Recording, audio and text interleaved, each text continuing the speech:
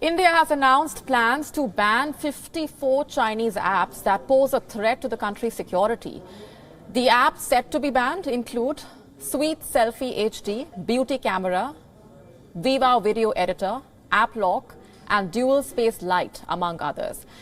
This is not the first time that India is banning Chinese apps. In June last year, remember, India banned 59 Chinese applications, including mega popular platforms like TikTok, WeChat.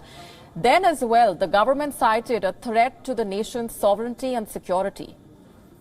Nearly 300 apps have been blocked in India since the border tensions with China escalated in May 2020. The first round of the bans was announced in June 2020. This was just days after 20 Indian soldiers were killed in a clash with Chinese troops at the Galwan Valley in eastern Ladakh.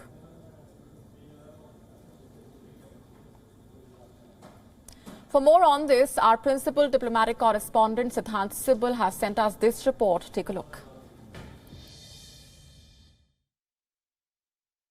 India continues to take strong actions against Chinese apps. Now, India has in another strong action taken action against Chinese app, banning almost over 50 Chinese apps over the issue of privacy and national security. Now, we need to understand that this is not for the first time this has happened. This is an ongoing process.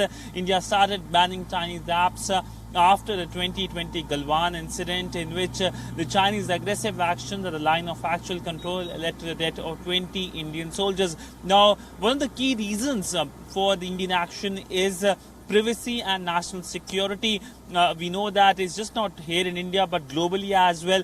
There has been worry regarding Chinese technology and Chinese apps, and that is why the Indian government is taking such a concerted efforts to ban Chinese apps. But there is, of course, the geopolitical context as well. India and China relationship has gone downward since the Galwan incident and continues to remain tense because of the Chinese build-up. It has been just 2 months of this year, and we have seen how Chinese continue to be provocative in their actions, whether it is by sending letters to Indian MPs. The Chinese embassy sent letters to Indian MPs for participating in Tibet event, or of course the China propaganda machinery coming out with videos which they have been claiming are the Chinese soldiers in Galwan. This was something that was dismissed by the Indian security establishment. But of course, we also know that the Chinese side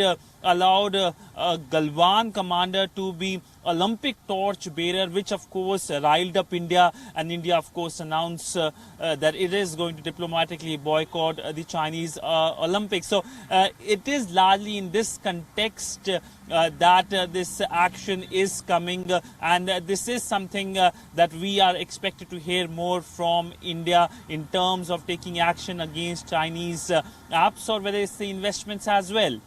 WION now available in your country. Download the app now. Get all the news on the move.